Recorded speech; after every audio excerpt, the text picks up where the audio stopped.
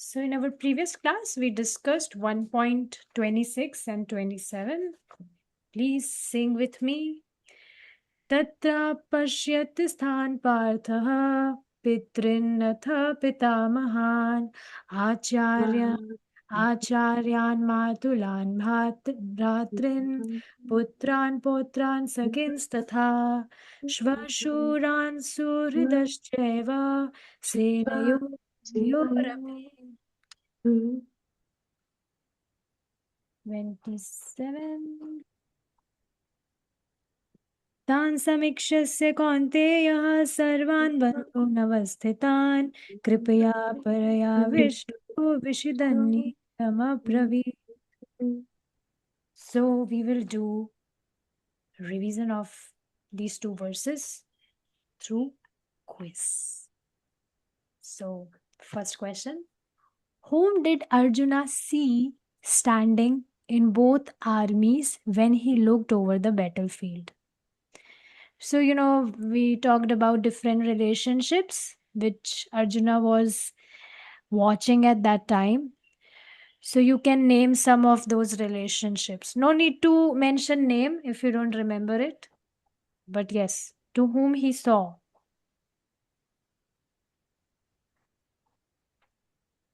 Friends and relatives.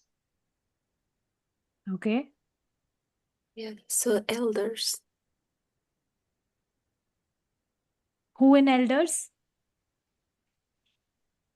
Dronacharya and Bhishma.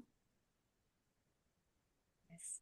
So, his grandfathers, teachers, uncles, sons, friends, well-wishers, relatives. So yes, like that. Okay. Why is the word kripaya paravishta? We saw two meanings of this word. Significant in describing Arjuna's condition. So let me show you where we saw this. See here. Kripaya parayavishto. We saw this. Kripaya paravishto and kripaya aparavishto. Do you remember the meaning of these words? One of them relates that he was moved by compassion,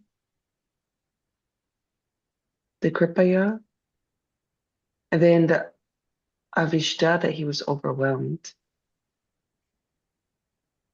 He was overwhelmed by compassion. Yes, he was overwhelmed by compassion. Why? Because he was attached to those people. Okay. More points?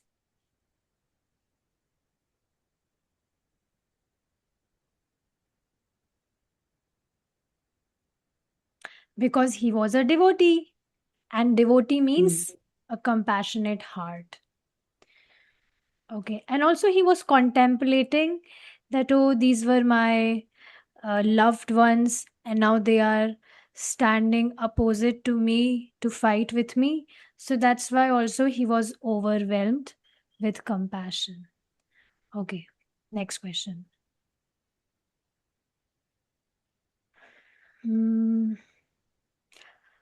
How did seeing his relatives affect Arjuna's mind and emotions?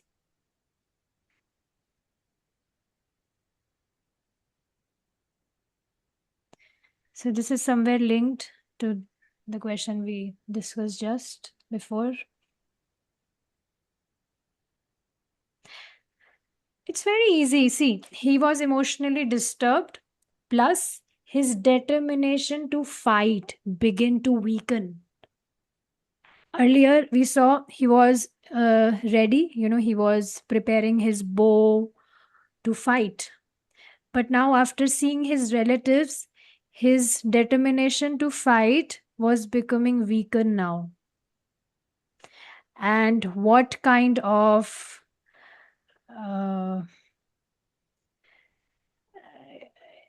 what kind of emotions he was feeling, and how he was responding, how his body and mind was responding. That we will discuss in today's verse. So verse 28 and 29. But But he these are feels his these are mouth dried out, and sorry. he had some symptoms like his mouth drying out, and Yes, that we will discuss today in 28. So please sing after me. Arjuna Uvacha Arjuna Uvacha Drishtveman Svajanam Krishna Drishvinam Svajanam Krishna Yuyutsum Samupasthitam Yuyutsum Samupasthana Sidanti Mama Gatrani Siddhanti Mama Gadratani Mukham Cha Parishusyate Shushyati. Mukam Cha Parishushati. Verse 29, Eunice Mataji, you sing after me. Vepatuscha sharire me Patuscha sharire me Roma harshascha jayate Brahmaharshascha jayate Gandivam sanstraste hastat Gandivam sramsate hastat Tvakchaiva paridayate. Vakchaiva paridayate. Okay, good. Now let's see the translation of 21. Arjuna said, My dear Krishna, seeing my friends and relatives present before me in such a fighting spirit, I feel the limbs of my body quivering and my mouth drying up. So, see, Arjuna was not hesitant, or he was not fearful, because, so many warriors will fight with him. But he was concerned, he was depressed, he was disturbed, because he was seeing him as a reason that because of me or because of us, because we wanted the kingdom, and that is why this war is happening now, and my loved ones will fight with me, or we both parties have to fight with each other, although we are relatives, we are friends, we are uh, we are family, but then also because of this one foolish desire of having kingdom, we are here standing in the battlefield. So that's why Arjuna, he was disturbed. He was not hesitant because he will have to fight with whole army, because before also Arjuna had fought many battles, and every time he won the battle. So it was not a concern for him, it was not a very big thing to fight a battle, because he did earlier also. But he was disturbed here because now his uh, his very loved ones are standing, and now they will fight. So that's why now, because he was disturbed, he was experiencing such symptoms, that seeing my friends and relatives present before me, my very loved ones, my loving grandfathers, my uncles, my masters, my brothers. So now, after seeing them before me in such a fighting spirit, So you will see sometimes this happens that a person who was very close to us, but in some phase of life, if he behaved completely different, that we even haven't never expected such behavior from him or her, then that time we become so much disturbed that I assumed him my close friend or anything close, but now he's behaving like this. And that time, because of our expectations, or this is very natural that any closed one, if he's behaving in completely different way which we never even expected, we become disturbed. So same way here, Arjuna is experiencing the same emotions because of this reason. So yes, he's saying that after seeing them before me in such a fighting spirit, I feel the limbs of my body quivering and my mouth drying up. So again, you put yourself, try to put yourself in the position of Arjuna, where you are seeing everyone in the battlefield who are your loved ones. You can imagine for some time that your own family members are standing in the opposite party to fight with you. How will you feel at that time? See, it's very much important that we understand this situation in this spirit. Only that way we will be able to relate with it. We will be able to feel those emotions. Just like we see any movie, then in that movie also, if any person is deceiving someone or a heroine is crying for some reason, so you will see we become so much absorbed in those scenes of that movie that we also try to feel those emotions. Can you relate with this? So same way, when we are reading Bhagavad Gita, we should feel such emotions, then only we'll be able to relish it. You will see, I've seen it many times, my mother see some movies or serials on TV, and she cries because something, something happening in that TV. So she's also crying, and and I say, why are you crying?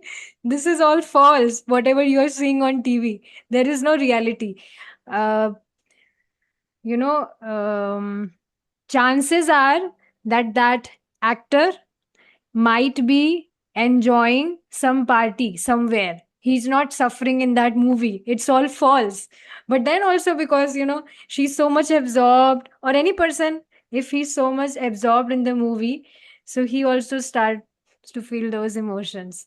So, same way, we should try to feel this situation in that way. So, yes, for some time, you just feel like this, that in your opposite party, your own family members, your cousins, your friends, your well-wishers, they are standing to fight with you.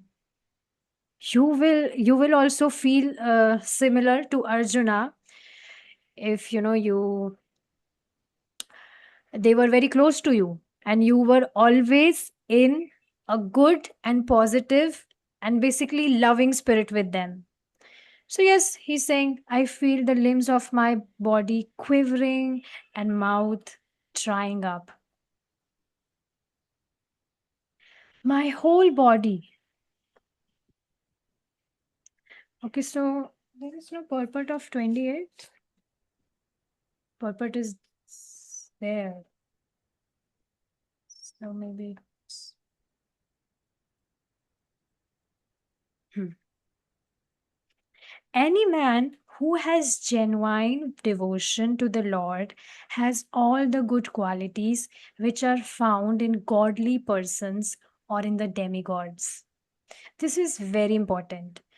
Whenever this happens, whenever you see any person and if he is helpless, he might be going through with certain phases, provoking phases in his life, and if after seeing him, your heart is also filled with compassion or you are upset for him because he or she is going with certain situations, that is a heart of a devotee. See, please try to understand that it is natural and very normal. If we are seeing our family member in some problem, then our heart is becoming compassionate and merciful, kind, like that. But if we are seeing any stranger, we have no relationship with that person, but that time also, if we are experiencing such emotions as if we have any relation with that person, that is a quality of a devotee. And you will see in Srimad Bhagavatam, many verses are there where it is mentioned that devotees of Lord are concerned. They are upset by seeing the condition of people who are wandering aimlessly in this world, and they are not utilizing this human form of life. They are just wasting their time in these four things: eating, mating, sleeping, defending, and they are not living the purpose of this human form of life. That is to understand who am I, to understand who is God, what is my relationship with God. We can only understand these things in this human form of life only, not in any other species. So yes, devotees, pure devotees, they are always they are always concerned about such people, and their heart filled with so much of compassion when they see such helpless conditions of people, that they are just wasting their lives. You can see the example of Prabhupada. What was his need? Like, he was not gaining anything.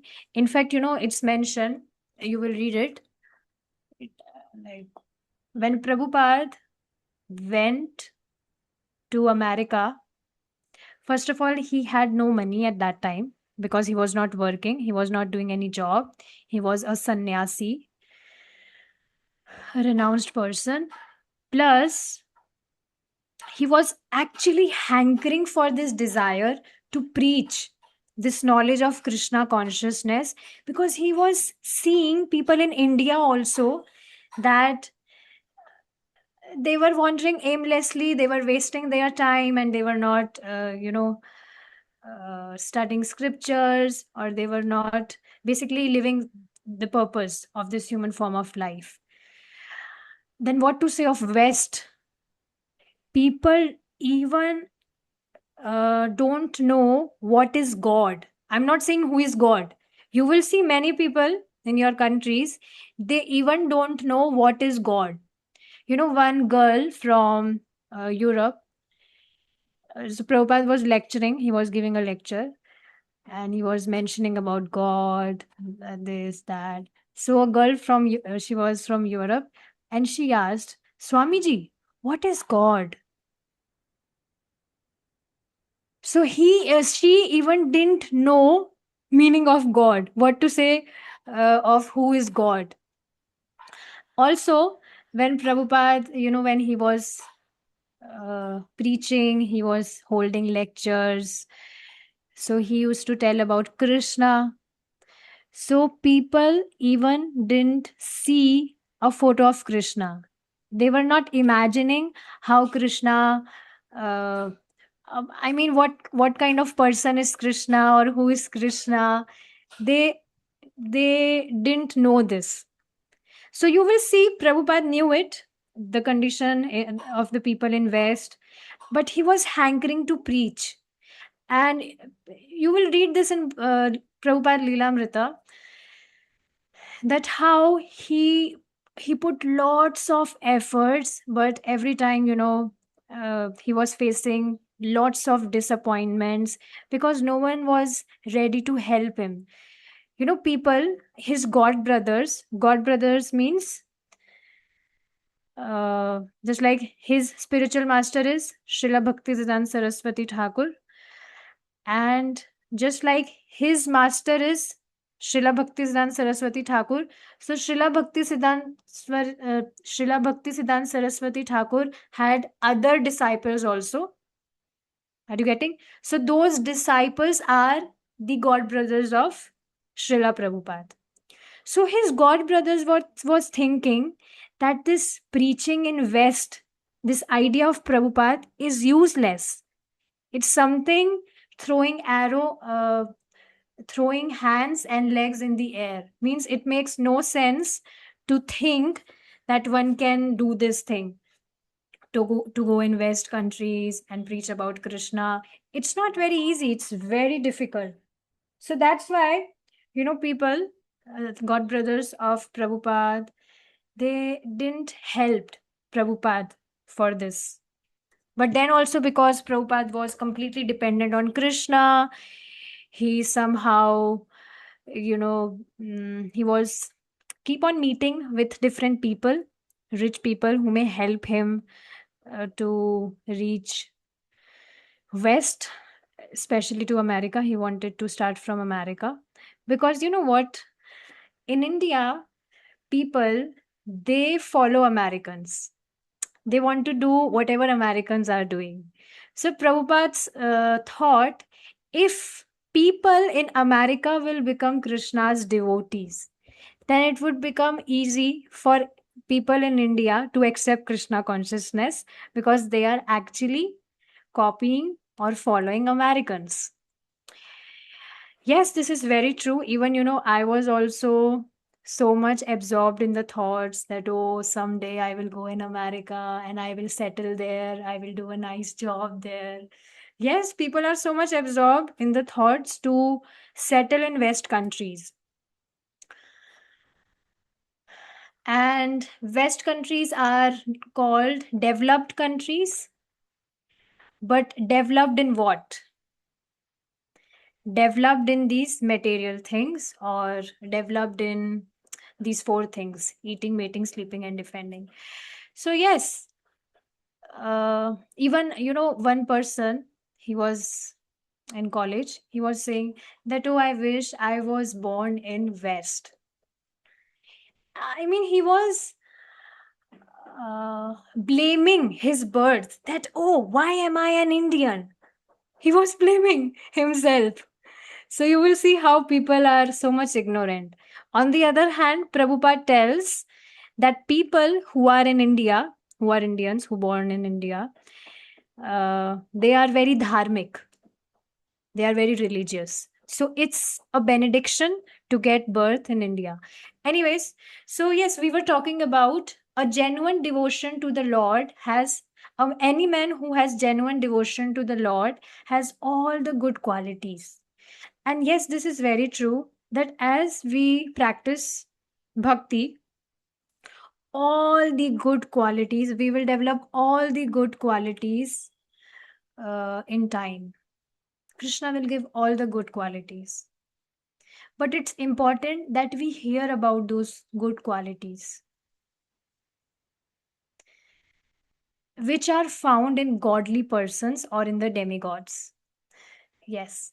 So demigods are also devotee of Krishna. Whereas the non-devotee, however advanced he may be in material qualifications by education and culture, lacks in godly qualities. Now, this is very important point. Sometimes, we may get attracted towards the sharks in this ocean, in this material ocean. Now, what does that mean? Sometimes, we may see a non-devotee who might be speaking very softly, or who might externally he may appear very genuine to us, or very truthful. But if he is not devoted to God, then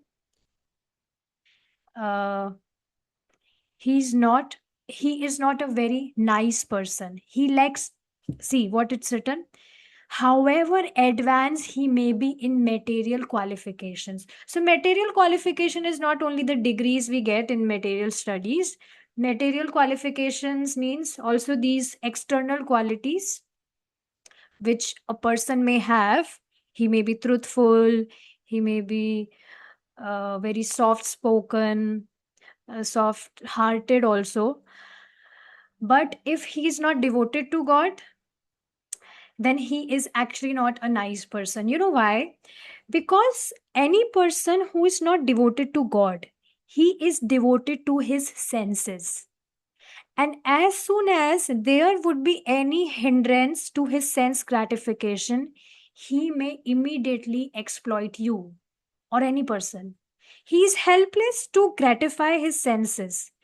And if there is any hindrance in his sense gratification, his or her, then he or she is helpless to exploit others, to gratify his own senses.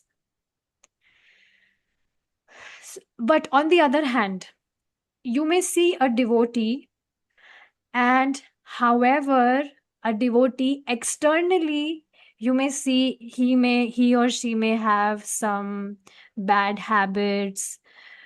He might become angry on certain things. But if he is chanting Hare Krishna, if he is devoted to Krishna, then it is all glorious.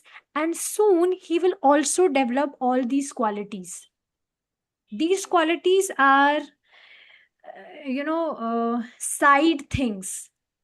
Just like if we consume a main meal, then we also have some side dishes that we get for free in restaurants or something. So same way, if we are devoted to Krishna, then any man who has genuine devotion to Lord, he will develop all good qualities gradually by time.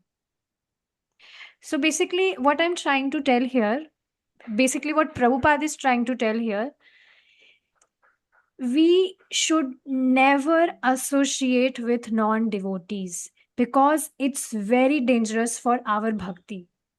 Now, I am not saying that we should not talk with non-devotees or we should hate non-devotees. No, but we should not associate with them. Association means exchanging habits or gossiping with them. What happens when we associate with non-devotees? Because they have faith in certain things which is not good in our bhakti. But if we associate with such people, then our faith in bhakti may weaken for some reason. And this happens with many devotees. For some reason they starts to associate with non-devotees, and then after some time they give up Krishna consciousness. Association plays a very significant role in our devotional life. That's why it is said that we can never progress in our bhakti without association of devotees. So please try to understand whatever external things may happen, but we should never give up association of devotees. Yes, if you don't like behavior of a certain devotee, then you don't have to hate him, or you don't have to put any grudges in your heart for him or her. You can maintain a distance, but never leave association of devotees. It's very important, because you will see whatever we have learned in our life, in our material life also, we have learned it through association only. We have not learned anything without association.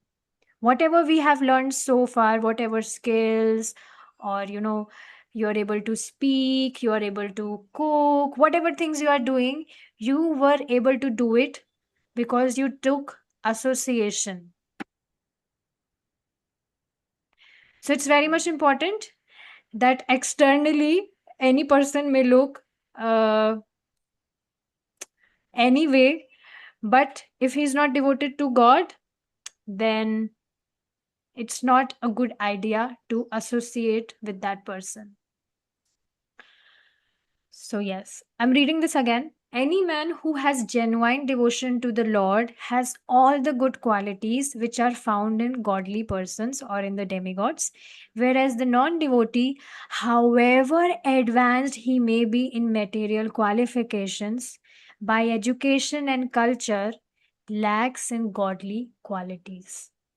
You will also see, we have already discussed this point, because he's not devoted to God, he's devoted to his senses.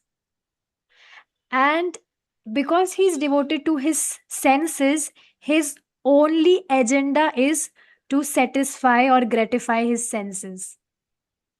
And a person who is a servant of his senses and not a servant of God or his devotees, he will definitely deceive you or exploit you because he is helpless. Okay, don't think about anyone else. Let's just think about our own self. When we were not in Krishna consciousness, when we were only busy in gratifying our own senses, were we not exploiting people? Now you cannot say, no, I was very good girl, I never did this. This is not possible. Never. I remember I was a super selfish person, probably of this world. Yes, I was very selfish. I never did anything for anyone for free or selflessly. I always wanted something in return if I was doing something for someone. So this is the very condition of this conditioned soul. This is very conditioning of this conditioned soul. He's helpless to satisfy his or gratify his senses. We cannot do anything in that. That's why it's important that we engage our senses in service to Lord, so that our senses may get purified. Our heart, our mind will get purified like that. That's why from tongue we chant holy names of Krishna, we consume his remnants. From eyes, we do DT darshana. We should do DT darshana with our eyes, or we read these books with our ears. We hear about Krishna. Touch, you can whatever you are, when you are offering flowers to Krishna, or many things you do by touch also. You are cooking for Krishna, you are touching these books, you are touching your chanting bead. So that way we should try to engage our senses, our mind in service to Krishna. And this way our heart, our mind will get purified. As such, Arjuna, just after seeing his kinsmen, friends, and relatives on the battlefield, was at once overwhelmed by compassion for them who had so decided to fight amongst themselves. So it was very natural for him to get overwhelmed, because he was, those people were his loved ones, and on that also he was a devotee. And it's very difficult for a devotee to engage himself in such activities. So that's why he was overwhelmed to fight or something like that. As far as his soldiers were concerned, he was sympathetic from the beginning, but he felt compassion even for the soldiers of the opposite party, foreseeing their imminent death. And while he was so thinking, the limbs of his body began to quiver. Okay, let's understand this also with an example. You might have experienced this, that sometimes if you are fearful, then does this happen? Your body will start shaking. This happened with me a few weeks ago. It was morning time, 4 a.m., and I was going to take some bath. And in my bathroom, there was a lizard. I'm very afraid of lizards. And when I saw her, I know, she's also a living entity. She's also part and parcel of Krishna. And she's afraiding from me even than me. But then also, some happens with me whenever I see a lizard, even from a distance, I become very fearful. So yes, when I saw her in my bathroom, I was in the bathroom and I was about to close the door and I saw her on the door. And my immediately my body was shaking like anything. And I was helpless. I was not able to control it. So later, somehow she filled her heart filled with compassion for me and she went away. So, anyways, this happens. This was one incident. But you will see many things happen in our life where we become fearful or if we become tensed. So, we start to sweat.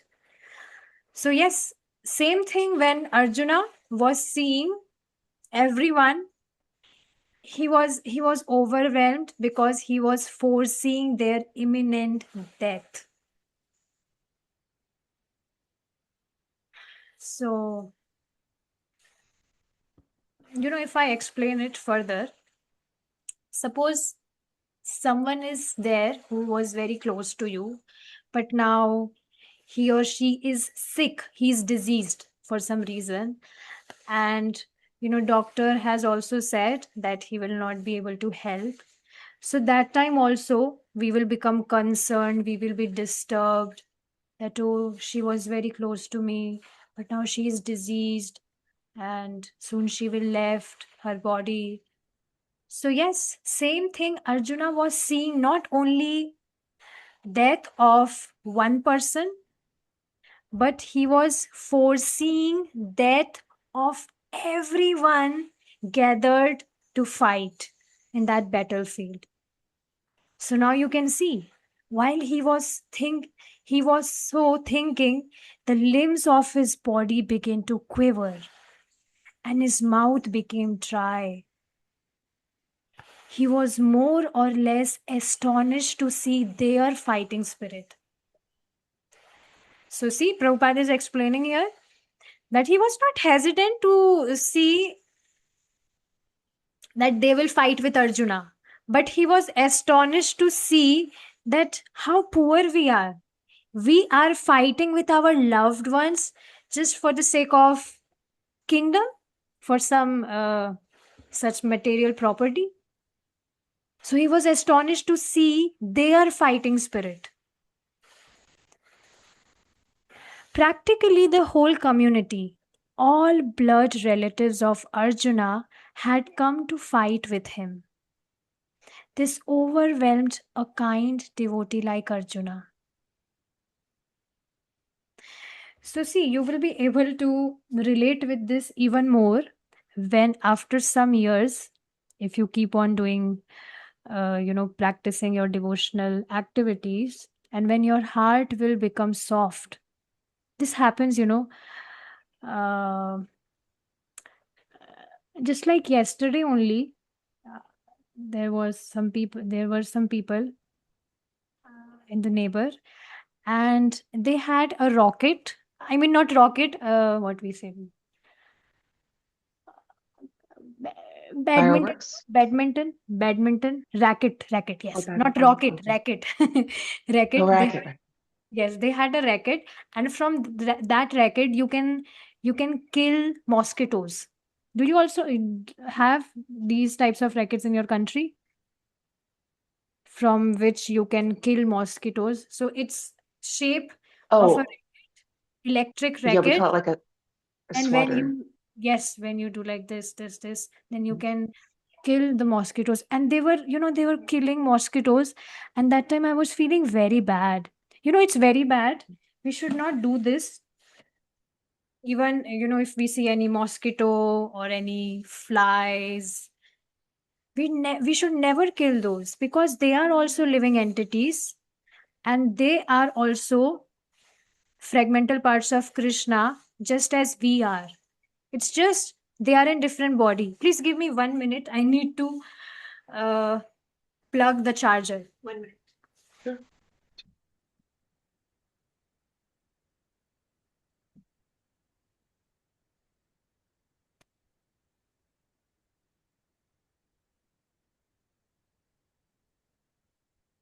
Yes. So we should never do this because, those are also living entities. Those are also fragmental parts of Krishna. Plus, this is definitely violence. And when we engage ourselves in such violence activities, then that way our spiritual life, we face difficulty in progressing in our spiritual life if we are engaged in some kind of violence activities. It's not good for our devotional life. So yes, a devotee can see this difference, that mosquito is not simply a mosquito. And that time I was remembering those days when I was also doing so. I was just looking, and I was thinking in the past that there was a day when I was also killing those mosquitoes or even insects. And that time when those insects or mosquitoes were burning in that racket, I was feeling I was feeling good at that time. And I was thinking what kind of a human being I was at that time. I was feeling happy while engaging in such violent activities. It's not very nice. It's very bad and it's not pleasing to Krishna at all. Because every living being belongs to him and we have no right to kill anyone. And one more thing, we discussed this, other species have low consciousness. So a mosquito, if that mosquito is biting us, so he has no such consciousness that if I am biting this, very gentle Christine Mataji, so she might get hurt of it. But we can very much understand the pain. We have such consciousness that we can very much understand the pain someone go through. If the mosquito is biting us, so we get hurt. But if we are killing that mosquito, we are snatching away his life, then it's a sinful activity. And it's very painful to snatch. If we are snatching someone's life, it's very painful for that being. So yes, we should try to become conscious that, knowingly or unknowingly, we do not engage in such activities. So yes, you can see this overwhelmed a kind devotee like Arjuna. Although it is not mentioned here, still one can easily imagine that not only were Arjuna's bodily limbs quivering and his mouth drying up, but he was also crying out of compassion. Such symptoms in Arjuna were not due to weakness, but due to his soft heartedness because he is a pure devotee. We discussed, he is at the stage of prema, love of Godhead. So definitely he's very soft-hearted, he's very kind, a characteristic of a pure devotee of the Lord. So, we will discuss the next part in our next session, if Krishna is willing, because this is very long verse. And in next verse, Prabhupada is telling here about the qualities of a devotee. So before, stopping today's class, I want to quote one verse which I noted. It's very beautiful verse. Maybe you can see it if I share the screen. It's written in Hindi, in Sanskrit. I will sing it and then we'll read the meaning. Sant Hridaya Navneet Samana कहा कवि न परी कह न जाना निज परिताप द्रवे नवनीता पर दुख द्रवहीम sant supunita. So this verse is from Ramcharitmanas. It's basically about Lord Rama. So meaning is, can you read it, Christine Mataji? The meaning? The heart of a saint is compared to butter, but saints are even more compassionate than butter. Butter melts from its own heat, whereas saints melt upon seeing the suffering of others. Yes. So you can see, first of all, the heart of a saint was compared to a butter. But no, saints are even more compassionate than butter because butter melts from its own heat. Whereas, so butter is melting from its own heat, but saints melt upon seeing the sufferings of others. So, once Prabhupada, he saw a child, he was about 15 years. So, he was a beggar actually, and he was roaming on the streets, and he was eating food from the place where dog was eating. He was snatching food from the dog's mouth. And seeing this, Prabhupada, he started crying. I mean, his heart, his eyes filled with tears after seeing this. And after that, he made a rule that near temple, in the distance of 10 kilometers at least, there should be food distribution, or any person should not be, he should not have to helplessly act in a way like that boy was snatching food from the mouth of a dog.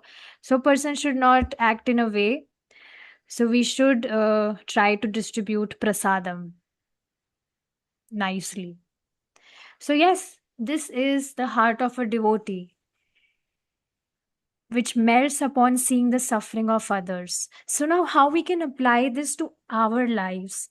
When we are seeing someone, if that person is not devoted to God or Krishna, we should try to connect them. Nothing can please Krishna more than this, if we are connecting them with Krishna, because that way will come the suffering, the end to his sufferings. Every living being who is there in this world, they have been suffering from eternal time in this world. They have been taking births, then they are again dying, leaving this body, which is very painful, very, very painful. Leaving this body is not very easy. It's very painful in every species. So, yes, but if you somehow connect that person with Krishna, then it's guaranteed that he will definitely get a human form of life in his next life, at least a human form. And possibility is there, he will also get association of devotees, just like you got. So, yes, this is real compassion. Real compassion is not just, distributing blankets or distributing food. I mean, if it's prasadam, it's very nice, but it's not compassion because it's only limited to the material needs of that particular person. Being a devotee, we should try to spiritually benefit those people by giving them connection of Krishna. And that way, our devotional, we also get spiritual benefits that way. We also progress with a great speed in our devotional life. Okay, with this, we will conclude our session here, and we will discuss the rest of the part in our next class if Krishna's willing. So if you have something to share, please go ahead. Also, before we go ahead, I wanted to share one information with you. Today we have another session with kids, and today I will be discussing the story of Vaman Deva and Bali Maharaj. The topic is complete surrender. So you are very much invited. Please come. It will happen after 1.5 hours from now at 6 p.m. So you can try to come. I can't make that session, but I wish you a very nice session with the kids. Thank you for the invitation. Yes. Also, see, you should try to come in these sessions because these sessions will help you in your Bhagavad Gita also. Because now I am focusing on discussing stories of Krishna from Krishna book or from Srimad Bhagavatam. This story is from Srimad Bhagavatam. So this will help you to link things. So it's okay if you are not able to come for the class, you can maybe later hear recordings. That would be helpful. Okay, now if you want to say something about today's discussion, then please go ahead. Hare Krishna Mataji. I agree with what you were telling us of the association. I have always believed this. And you were mentioning that there may be people that are not necessarily devotees of Krishna and may have very good qualities. And I don't know, like I think that anyone who is Krishna conscious aligned would have these qualities, good qualities anyhow. That's why, I always was attracted to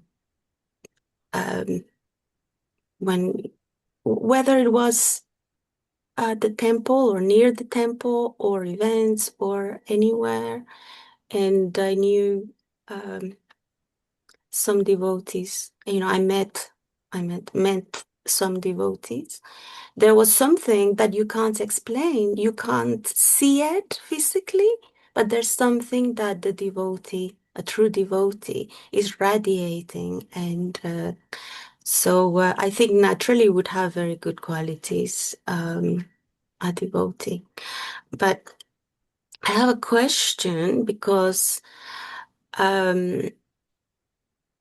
I heard someone saying that she wanted to only be associated, like by choice, to devotees that she had a lot to learn. And this person was saying that within devotee community, she would discriminate. And I found that a little bit strange. I don't know, because like anybody would have a neighbor or members of family that are not devotees, and you can't choose because they're going to be there. You can't choose, if someone moves in next door and they're not very nice. Well, because like there's actually, I was also thinking that because of the different modes, like, there's mode of goodness, and there may be someone who is like more, mode of ignorance. And if it's your neighbor and, may upset you. So, and it'd be nicer to have a devotee as your neighbor, and because they would have very good behavior. And so I don't know, what would you say about discriminating?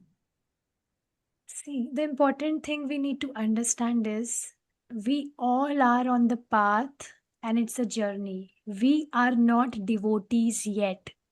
We are on a process to become devotees. So we don't have to become surprised or astonished if we see any person or devotee behaving in certain way, because he or she is still on a process to become a devotee. We are not devotee yet. We have not we have not reached to the stage of bhava or prema yet. We are still on the process. So even if you see an initiated devotee behaving in certain way, then we really don't have to surprise. We really don't have to be surprised about that, because everyone is still on the process to become a devotee. But he is on the path. This is glorious.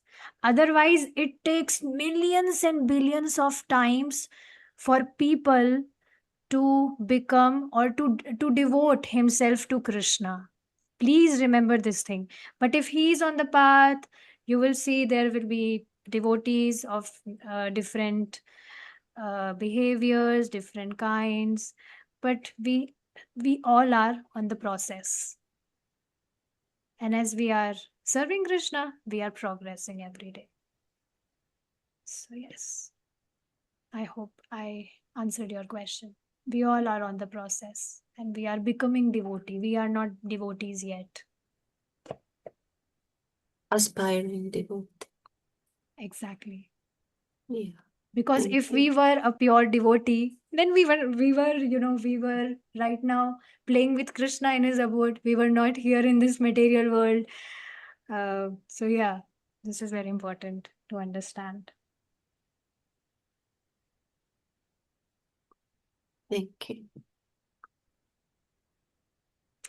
Anything else, Christine Mataji? You are not you. I mean, you never ask questions now these days.